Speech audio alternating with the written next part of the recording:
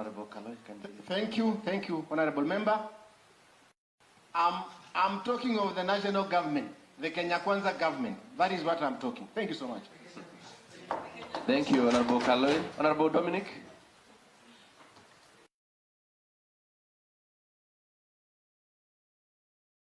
I just want to first and foremost recognize our visitors from the gallery. Welcome to this house. It's unfortunate that you've come at a time when there are serious issues to tackle, but they benefit you in one way or the other. Families affected on the same belong to some of you, and it's a good opportunity that you may understand what goes around. In future, you will be leaders, as it has always been alluded, and maybe you'll be perpetrators of the same in the positive or negative way. So it's good you take note. Honorable Speaker, when we talk of historical injustices, we talk, and maybe you've never experienced the same. Today, as a county of Machakos, we can outrightly say that whatever is happening in Athi River is historical injustices. We need to draw back from where it started. Honorable Speaker, the first assembly of this nation sat in this chamber. It was perceived to be the capital city of Kenya. But due to historical injustices, some few individuals who are enemies, and I want this quoted, some few individuals who are enemies of the Kamba community decided to take back that priority and privilege to Nairobi.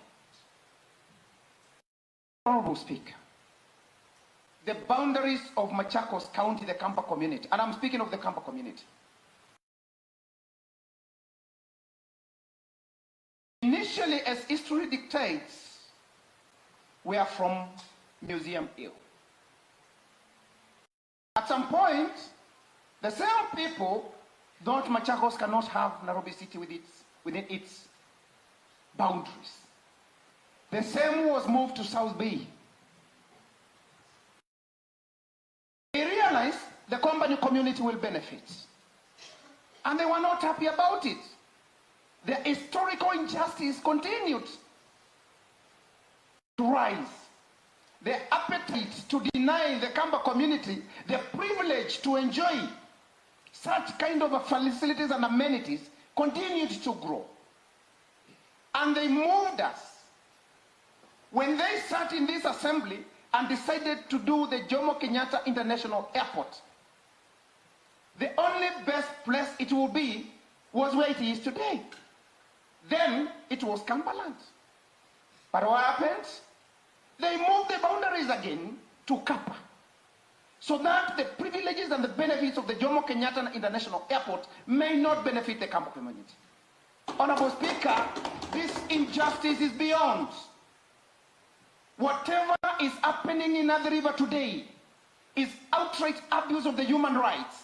It's atrocities against humanity. Mr. Speaker, we happen to have gone to that place on Sunday. It is devastating. It is inhuman.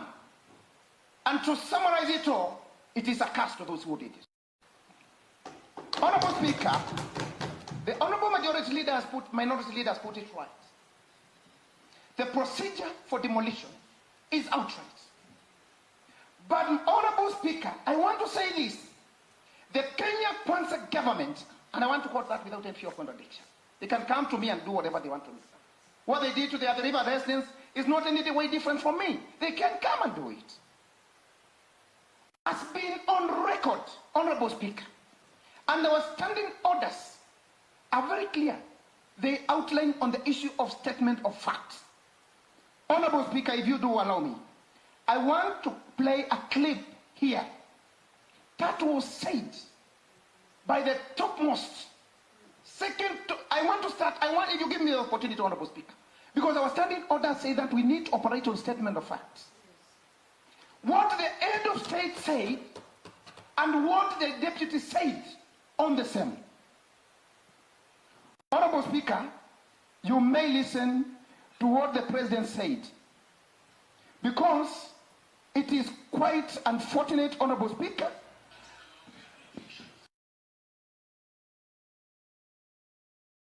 kama kutakuwa na maneno ni maneno ya relocation ambaye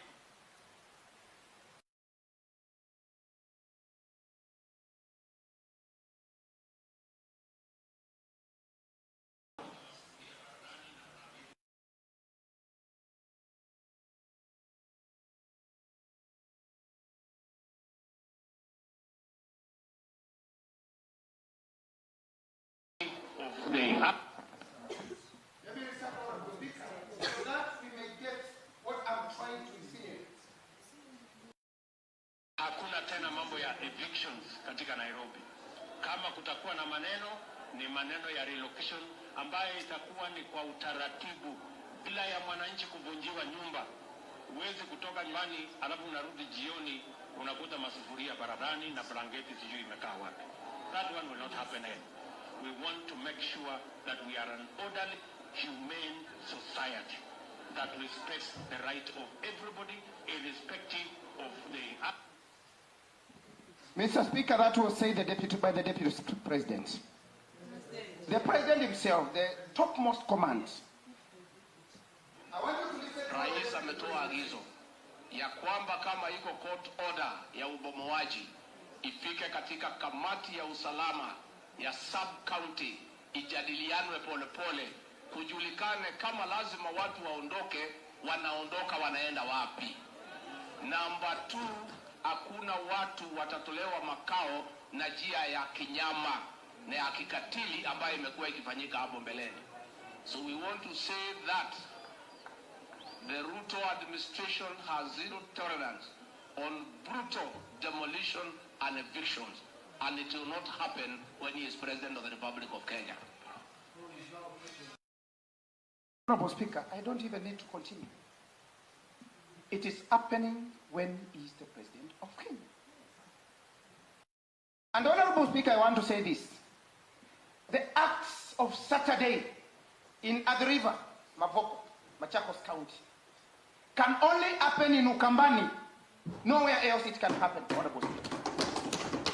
Because of the mockery, because of the manner in which they have treated the Kamba community, because of the historical injustices that they are continuing to meet to the Kamba community, that's what they are doing this, Honorable Speaker. If the President himself can wake up in public and speak of the same, and be echoed by the Deputy President, and they go against what they have said in public, these are masters of double speak. We cannot apply double standards in making decisions, Honorable Speaker. The Deputy President was on last week in Laikipia in Nakuru County, addressing a matter of the same, and he stopped the demolitions that were taken there. Why did he not come to stop the demolitions that were happening in the river? It seems that the direct beneficiaries that are accomplices to the same. Leaders in Machakos County, and it continues, Honorable Speaker. The Deputy President is actually saying all leaders need to be involved, starting from the village elders, to the village manager, members of county assemblies, members of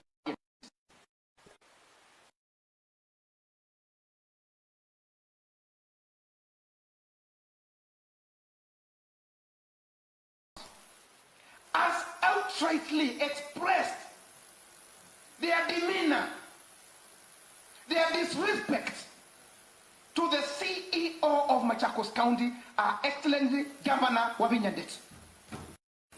You might mock her, you might undermine her because she's a lady, but she has the equal powers of representing thousands and thousands of the people of Machakos County who elected her. I want to have Kenya Kwanza government respect Governor Wavinya Ndeti. She is the duly elected leader of Machakos County. She has the powers conferred by her by the Constitution to protect the rights of the people.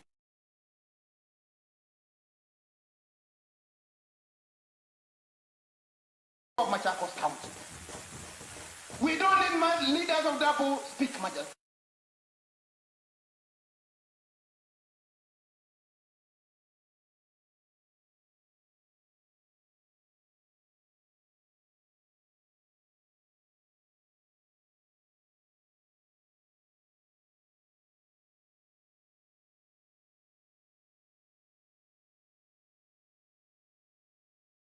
Appetite of land. That is why they can come and subject the people of Machakos in this manner. Honorable Speaker, Mavoko is a cosmopolitan, peaceful area that houses every Kenyan. All the tribes in this country reside in Mavoko.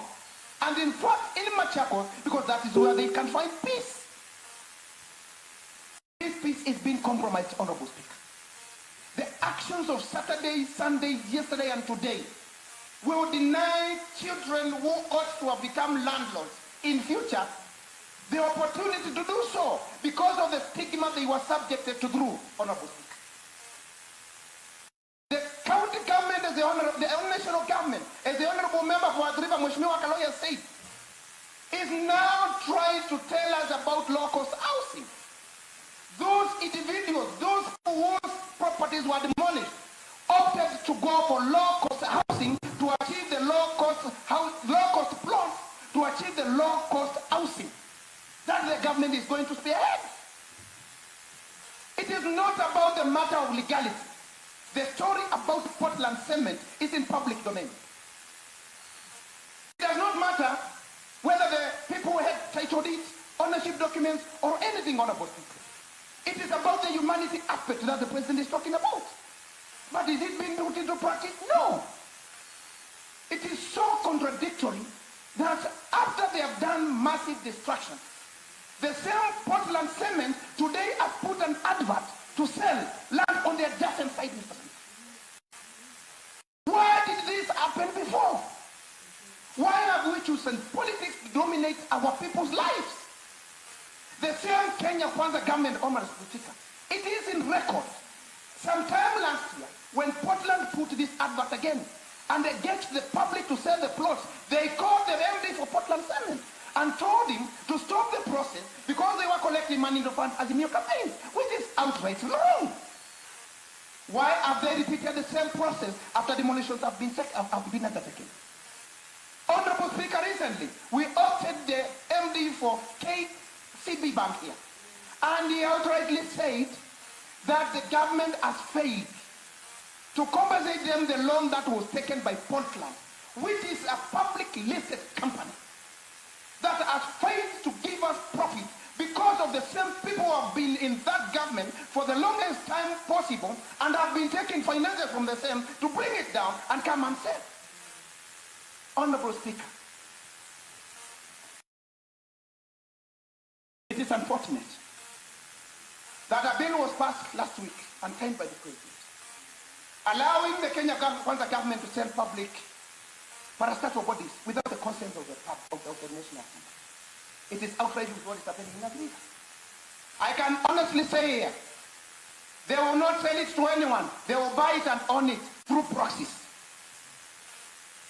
If the Kenya Kwanza government can go to Western Kenya, if the Kenya Kwanza government can go to Central Kenya and bail out companies, sugar companies, tea factories, billions of billions, why did the same government come and bail out Portland and pay 6.7 billion shillings? That is not and revert back that land to the people of Machakos County. This man has a double. As I conclude, because other honorable members want to contribute, Mr. Speaker. This is not a matter that we are going to negotiate with anyone. As a government now, we have to take action, and all land in Machakos County that belongs to the people of Machakos County must be given to the people of Machakos County with no conditions. The so-called port that was said by Honorable Moses Kuria, that is said to be coming up in that river, can also be done in Thika, can also be done in Nakuru, can also be done in Kajiado. It is not a matter to come and exercise in humanity so that you can prove your point, Honorable Speaker. We want to decentralize development. Those commercial be done anywhere for those people to benefit. The industrial parks that are in Mavoko right now are enough. Let us now continue housing people. So, Honorable Speaker, this is a matter that cannot be attributed to parties or politics. It's about humanity. Our people who are dying. Our people have lost hope. Our people whose dreams have been killed. So, Mr. Speaker, as I second and I support this motion from Honorable Vic, I want to say this. The resolution, the demand that the Honorable Member has requested as per his motion, must be adhered to.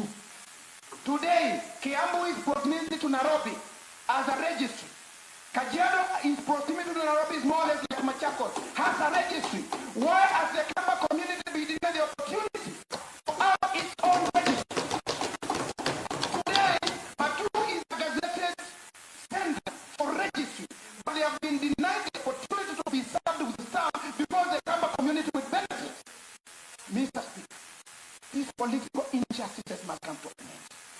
These historical injustices must come to an end. Enough is enough.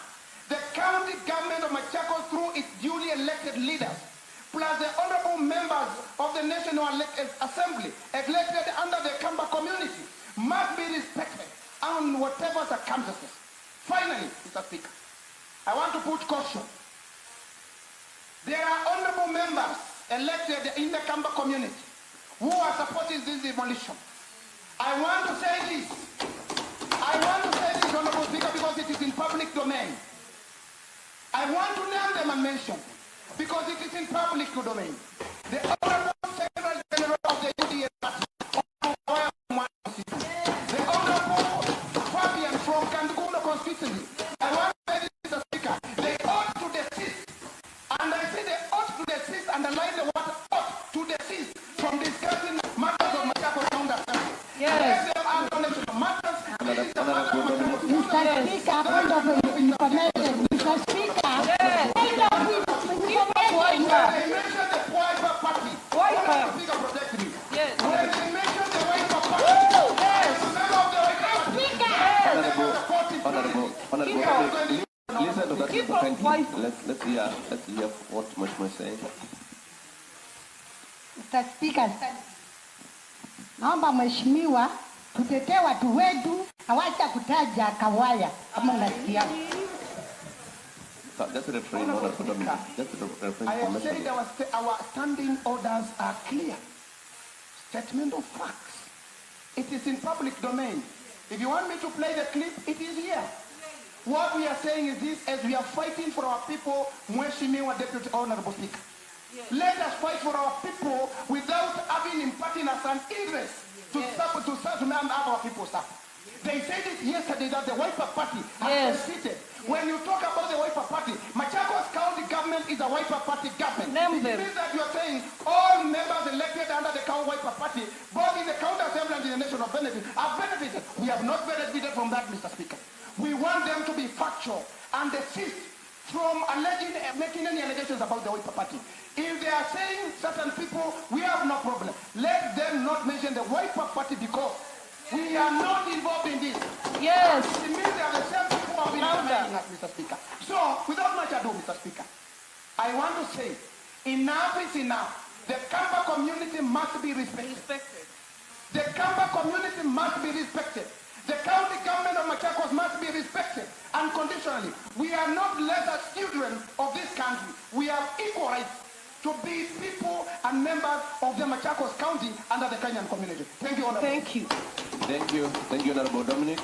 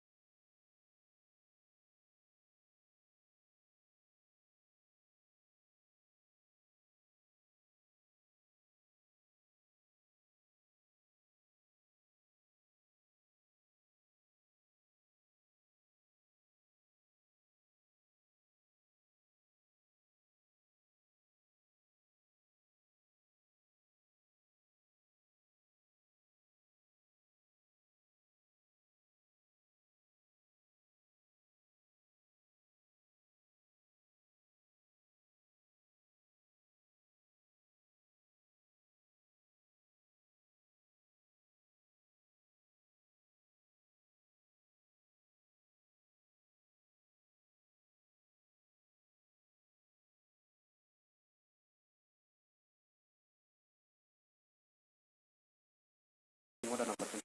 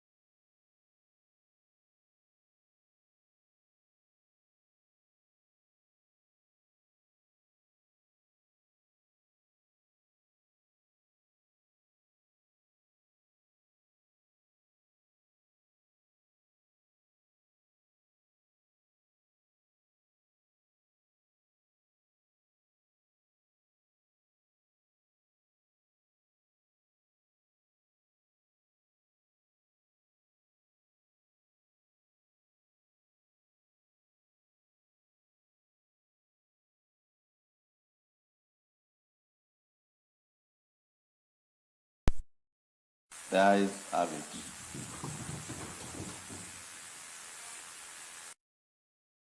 Okay, Honorable Katitu, may proceed. Thank you, Mr. Speaker. I wanted just to go straight to the matter before House. In this chamber. First, I want to say this.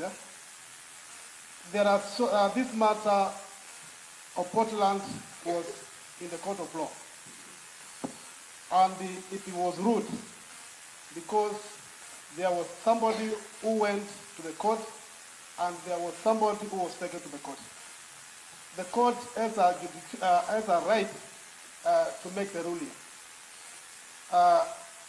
I do agree and I do share the magnitude of the pain of the children, the cry of the children, the wailing and weeping of the mothers and even fathers whose houses were demolished. But we must also address the root cause of this, because I think and I believe the last week we had a motion here that was brought up by Mheshimiwa from Mudwani about land grabbing. What we said it's unlawful and illegal to grab land. And here, we should address who sought this land and to who. Mr. Speaker. Point of order. Honorable Kazi. Mr. Speaker, I would like to guide the member here. The victim of the recent demolition that happened are not grabbers. Those are people who duly bought the land. So it will be in bad faith for the Honorable Member, Boniface Katiti, to term them as grabbers. Thank you. Point of Yes. information. I wish to inform the Honorable Member that I spoke about public utilities. There's a difference between a public land and a public utility. The land in question in Mavoko, Portland land, was public land that was supposed to be reverted to the public once it has been utilized. And further information, Mr. Speaker, to that effect. Portland land advertised to sell the same land some years back, and the groups that are in Portland land applied to Portland Cement Company, and Portland Cement Factory told them it will sell them land. The land chair of the Lands Commission, Honorable Sojuri, went to that parcel of land and told the squatters to settle in that land as the government processes papers. It is for political and the hatred for the Kamba community. Another I want to finish. I also want to think that Portland never bought land. This was community land that was given to Portland to mine minerals, and once they finished, the land referred back to the community. So I don't even know where they're getting the guts to sell the land. It's community land. Thank you, Honorable. Yes. I hope much more you've been involved. Thank you, Mr. Speaker. Mr. Speaker, the member needs to withdraw that statement that he addressed our people as. Mr. Speaker, let me be as clear as I can be. I'm not saying the victims or those assets were demolished were slums. Those were the people, there are some people who sold that land to them. There are some people, and I repeat, those who sold that land to them so that. Point of order, Mr. Speaker. The honorable member is still misleading this house. Unless he has facts and he can point out that clearly these are the people who sold this land to these Kenyans who are being victimized, then he should withdraw and apologize for calling those people, Mr. Speaker. Because if you look at today's paper, the same Portland Cement Company has placed an advert to the members of public giving guidelines on members of public who wish to purchase a similar block of land that is still in question. So, will it be in order in future or tomorrow if Kenyan citizens proceed and buy that land based on that advertisement that has been placed on papers today, will it be right in future for them to be referred as grabbers, yet they have spent their hard-earned money to acquire those pieces of land? So the honorable member, if he doesn't have facts that can be tabled in this house, then he should desist from addressing our people as grabbers, because we need to see beyond our party inclination or political affiliation. He can put his point clearly without tarnishing or maligning our people. We are in pain and we cannot entertain our people being termed as grabbers, because these are honest people. Thank you, Honorable Kamil. Mr. Speaker, I want to ask you, to request you that you may protect me so that I can deliberate about my point and substantiate it even further. Experience has taught me that truth has some sharp edges, hands, even Point of order. Protect me. Point of order. Protect me. Protect me. Protect me, Mr. Speaker. Much more. Protect me. No, allow the majority Point of leader. order. Mr. Speaker. Honorable Katibe, allow the majority leader to give you a point of order. The Honorable Deputy Minority Leader has asked that the Honorable Member, before he proceeds, he first of all withdraws the name land grabbers and apologize. So I don't think it is in order for him to say that he's going to clarify. We know what is the meaning of the word blood grabbers, and we know them. And we even know some of them have been even nicknamed in Kiswahili other names that I'm not going to mention. So I would add that, first of all, he withdraws and apologizes before he proceeds. Honorable Katiti. Speaker, I plead for your protection. Withdraw. This one I withdraw. Point of order, Speaker, please. Point of order, Withdraw. Can you Point of order, withdraw? Mr. Speaker. Mr. Speaker. Okay, Honorable Member, he has withdrawn. He has withdrawn. Yes. So we are not dealing But with after that, land grabbers. listen to me. I've said the truth. The experience has taught me that severally, the truth sometimes has sharp edges and other times has hard corners. And it is serious, and it could be seriously be at odds. Point of order, With Mr. kindness. Speaker. So listen to me. Point of order, Mr. Speaker. Withdraw first. What should I be? Point of What order, should Mr. I be? Speaker. Point of order. Yes, Honorable. Give me time. Yes, thank you, Mr. You Speaker. hear the point of order. Thank you, Mr. Speaker. Can the honorable member explain what kind of truth? You just said truth. What part of truth in this matter are you referring to? Because you just say truth generally. Expound your truth that you are saying as edges. Okay, And sharp corners. And also explain the corners so that we may understand you clearly. Honorable member, thank you, Mr. Speaker. Point of information, Mr. Speaker. Mr. Speaker, please. Mr. Speaker, I think this is an honorable house. And it is unfortunate I'm seeing some behaviors of honorable members. Mr. Speaker, Are you when my to time the comes, members or to the member?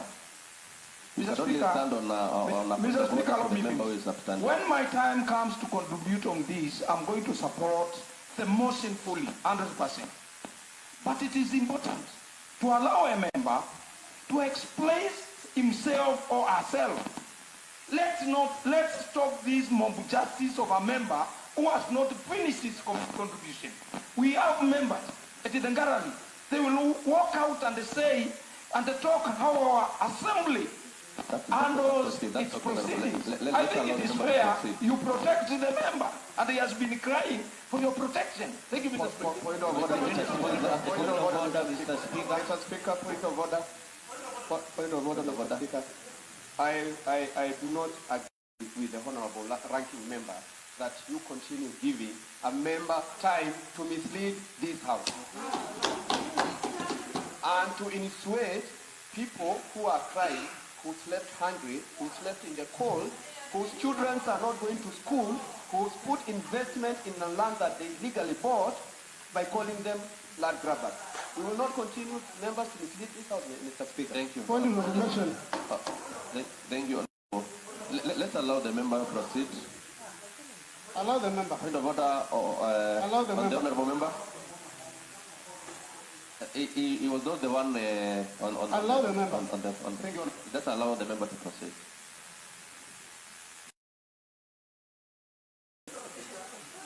Put your mic on. Yes. I think I would include the statement about land grabbing. Yes. I should not finish. I should substantiate my point to the latter.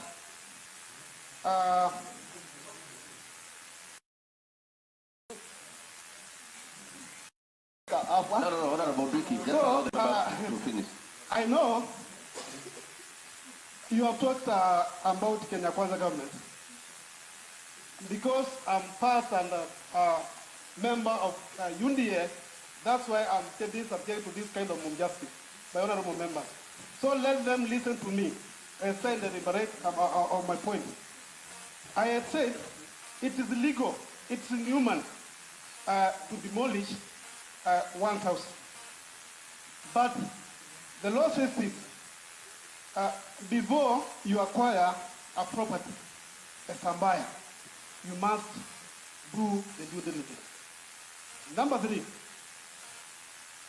I can see even the honorable member of Kinania still wanted to get a point of information, but protect me.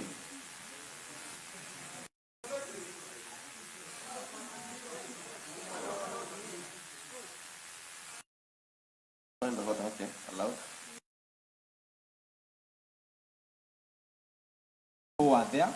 And there is nothing special that today or on Thursday, that is when people realize that there were people who were living there. So I would request the honorable member to restrain himself within the context of the motion without having to allude to other items that he cannot provide evidence before this House. Thank you. It's important honorable members who contribute. Honorable Twiki, or the mover of the motion, is seeking some 4 items, and I think it is prudent we restrict ourselves to the 4 items in the motion. That is, if you are supporting or you are supporting the county government to be a joint in the appeal, to the members who are evicted, who are noticed to be evicted after the court ruling. And 3 is the administration of land be done in Mavoko, not in Nairobi. And 4 is the boundaries between Nairobi and Machakos be identified.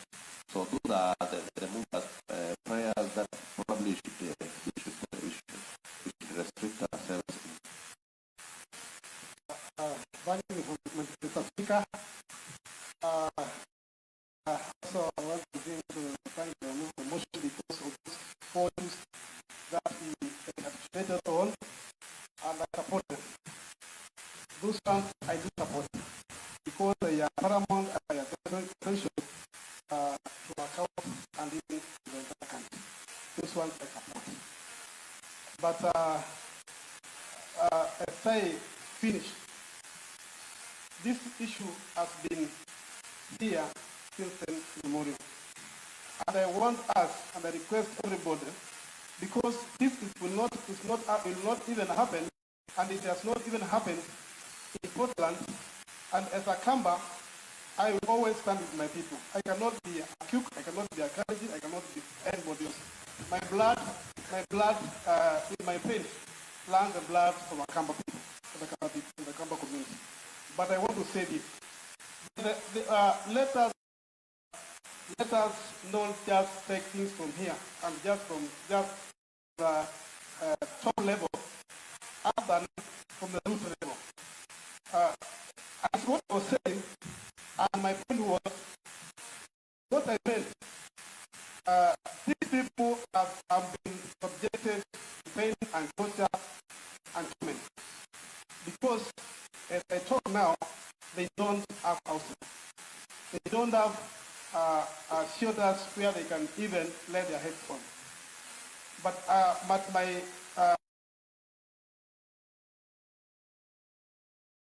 those ones I do support because they are paramount and they are very essential to our account and even to the entire country. Those ones I support. But as I finish, this issue has been here since then memorial. And I want us, and I request everybody, because this will not even happen, and it has not even happened in Portland, and as a Kamba, I will always stand with my people. I cannot be a Kuk, I cannot be a Kalaji, I cannot be anybody else. My blood in my veins. And I'm standing question because there is that provision. In case you have what we call interest in something, the honorable thing who is going to declare interest and move out of it, instead of wasting their definite time.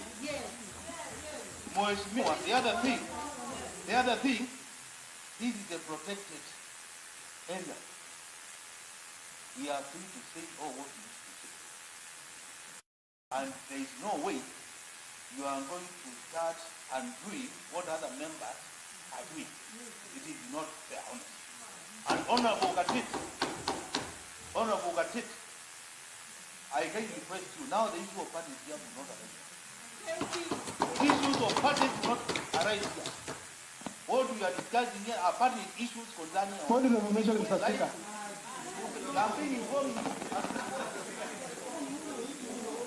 You cannot inform a member who is informing you. Yes.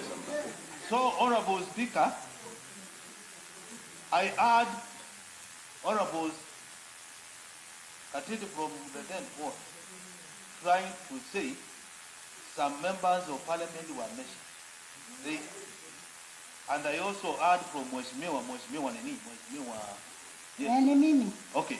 I just want to confirm here. Honorable Speaker, what we are doing here it is what is contained in our Constitution. On the 9th of August 2022, the electorate gave us a platform, and that is this counter assembly. We were sent here to come here and say whatever we feel is of importance to our people. So, other members of parliament who are being they have their own area where they can also make noise and defend themselves. So they are not open. What was being said here, it is in public domain and we heard them talk over the radio, talking against what we are doing here. Honorable Speaker, a sin is a sin no matter who commits a sin. It is committed by a priest. What happened there, and I'm repeating it here, we need to include from the motion, in the motion, they are requesting for 4 things. Allow me to introduce a 5th thing. That will also apply before the court of law. For these 5th things to be given what we call special and general damages. Special and general damages. Some obtain credit from that. And these are the people who are committing suicide. I understand somebody, blood pressure, shoot. And as he was being taken to hospital, he passed. These are cases which are caused by heart loss. So we should also charge them for the loss of life. That's their cost. Thank you. Next, Honorable Felix. I never concluded. Honorable Felix, go ahead.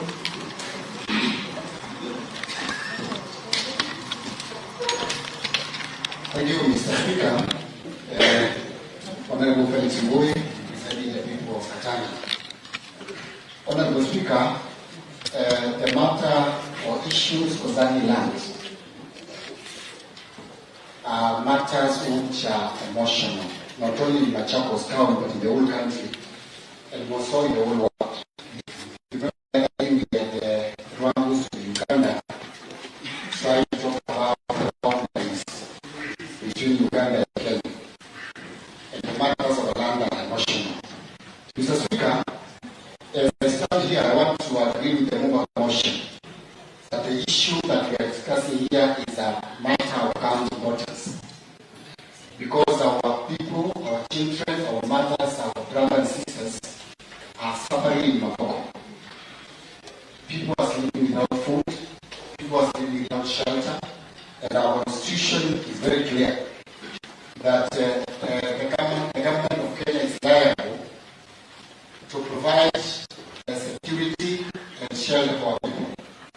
Mr. Speaker, when we talk of matters of land in Machakos, it is very clear that matters of land are devolved in the county. And where there is an interest of the national government, the constitution is also very clear that the national government ought to talk or dialogue with the county government to see how to work on matters that are conflicting with the national government and the county government. This did not happen in Machakos because our county government was not involved.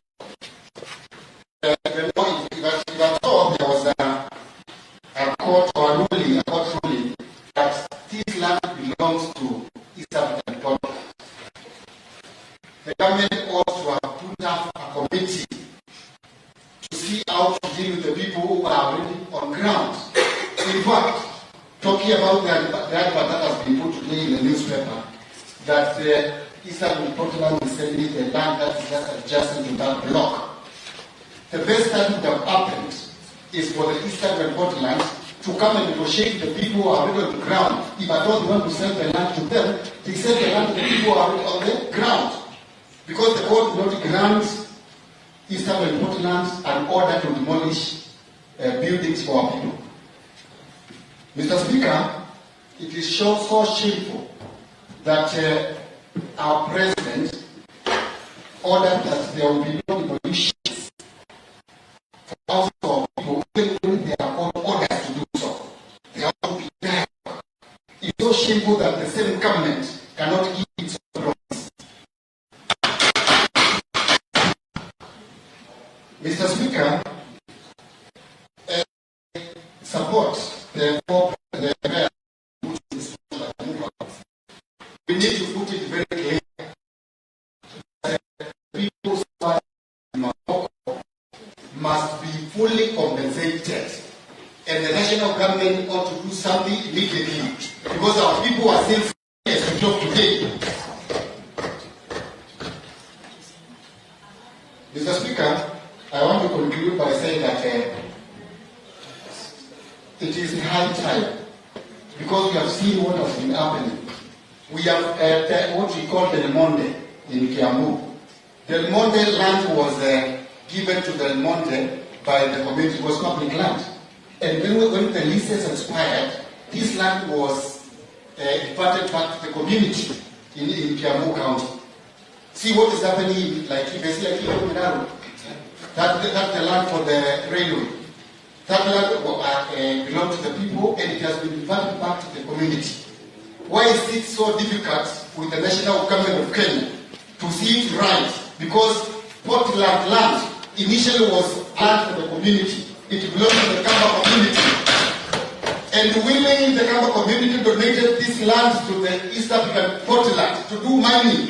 And they have exhausted their mining. It will be prudent enough for people to be done justice, and this land be reverted back to the community at no cost at all. So, Mr. Speaker, this matter is so emotional, and we might discuss it here until tomorrow, but you can read the mood of the members here, that the action that was done there is wrong, and we condemn it in the strongest terms possible. Importantly, Mr. Speaker, I do not know whether my age allows me to curse people, but if it allows me, I want to curse those people who are demolishing our house. It is so wrong.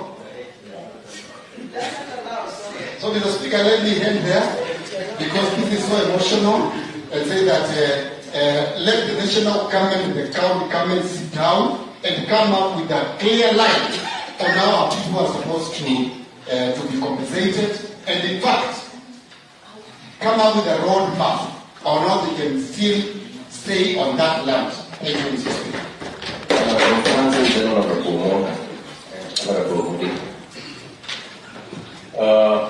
Thank you, Mr. Speaker.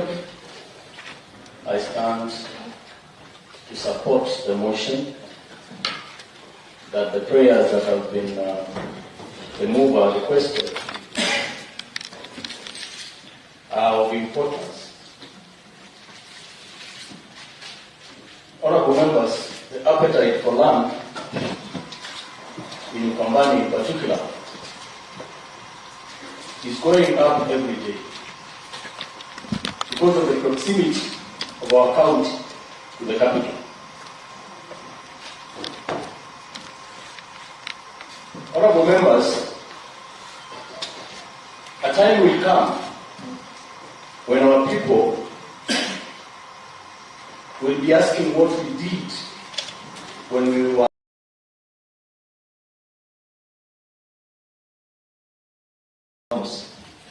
by virtue of our being a ranking member.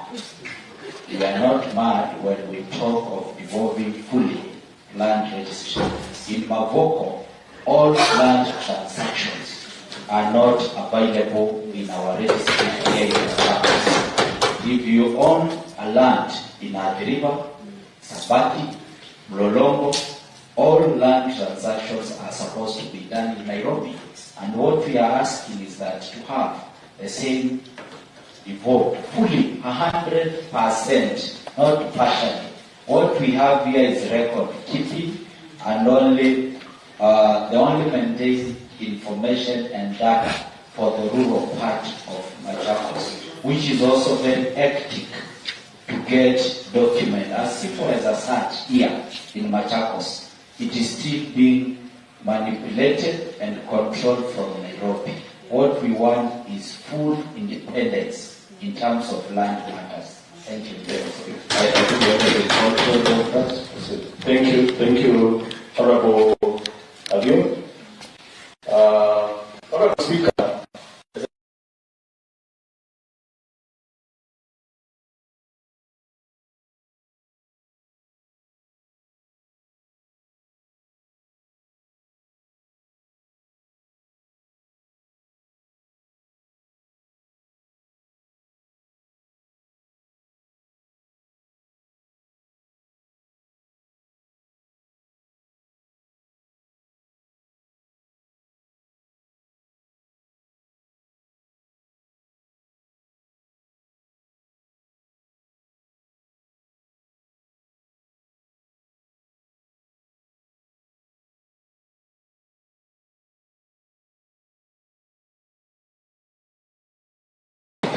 In Wangari.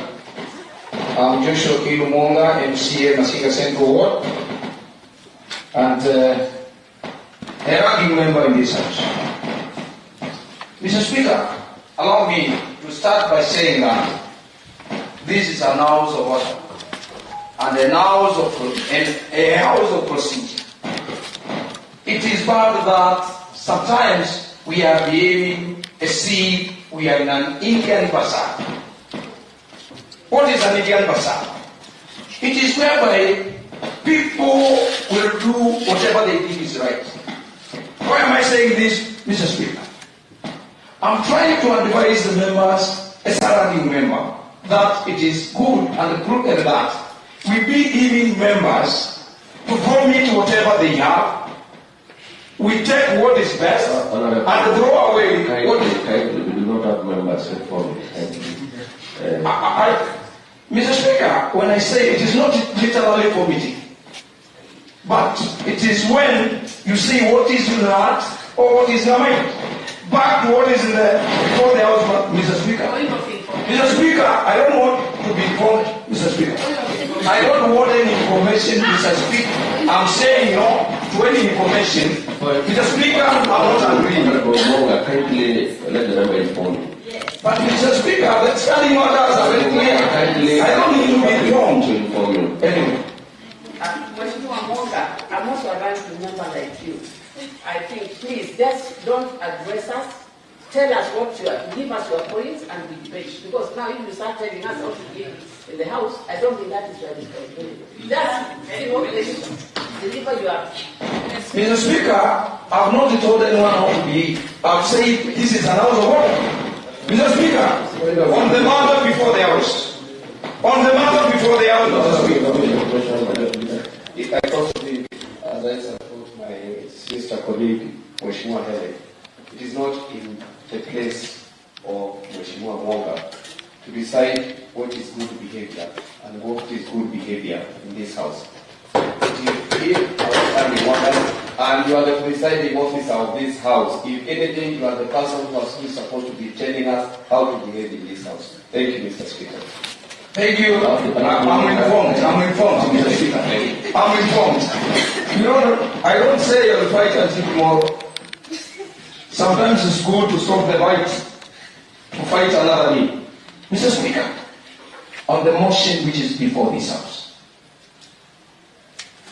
I'm 100% sympathizing and empathizing with the victims of the demolitions.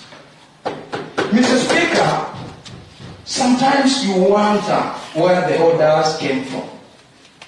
Even if the orders came from the president, who is in office through the back door, and I wanted Katiti to hear this, and other members of Kenya Fisher government who are here. Mr. Speaker, at which point of order? Mr. Speaker, you know it is important that member when we raise it, he says which standing order. You claim to be a ranking member, kindly sit down as I'm standing. Mr. Speaker, few seconds ago, Honorable Monga was just trying to tell House how members should be. As a ranking member, it is wrong. He is not a member of IBC, he is not a commissioner with the IBC, and he doesn't have any mandate in terms of conducting elections. So it is wrong for him to term that we have an illegal government. Whether he supported the regime or not, it is wrong, because we had an election, we have a president, and also the High Court, the Supreme Court of this country, after Asunt was done challenging the election, gave a ruling that they were in government. So whether we support the regime or not, we don't have a Kenya Kwisha government in this republic. What we have is a coalition of Kenya Kwanza that is led by President William Ruto. So we might not like them, but also let a member contribute and exercise himself with their power. Mr. Speaker, thank you. And I want to thank the Honorable Member for Kenani for that information. And at the same time, Mr. Speaker, tell you that this issue of that speak is what is eating this country. When he was contributing, he was complaining about the people who ordered the demolitions. And I have just said, without a fear of contradiction, the person who is responsible for these demolitions. And I think it is also good, even if we have a president, it is also good for the member to know that we have a governor of Machakos County Assembly. This country has 48 governments, the national government and the 47 governments, which are headed by governors.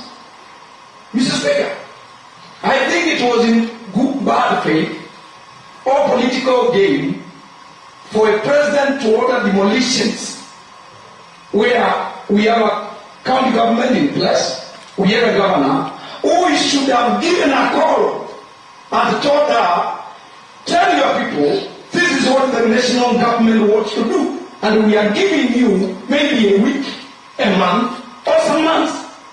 That was total disrespect to our governor. And not only to our governor, to the people, because our governor is the symbol of the people and the residents of Machakos County.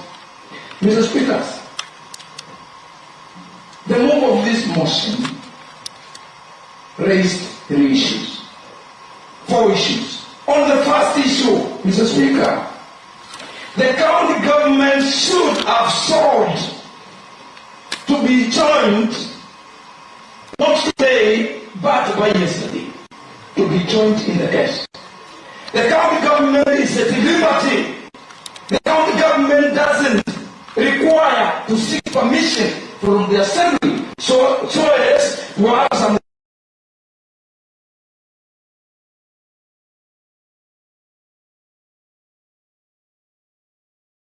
application so that they can be enjoined in this case.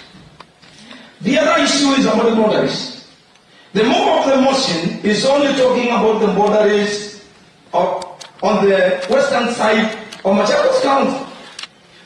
Mr. Speaker, from where you sit, and the Iskitiosa staff, the boundary of Machakos County, formerly the Machakos district, was beyond Kenya railway line, that is in Thika. Today, from where we have the Kenya railway line in Thika or Bidiko company, it is the border now is from there inside the land of Machakos, the former Machakos district, almost 30 kilometers. So I'm trying to raise this so that we can amend and include all the boundaries of clear. The other issue which was raised, Mheshimiwa Kabir,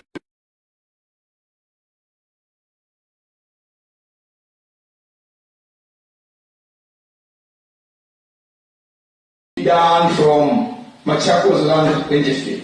In this one, I'm agreeing with you 100%. The last one.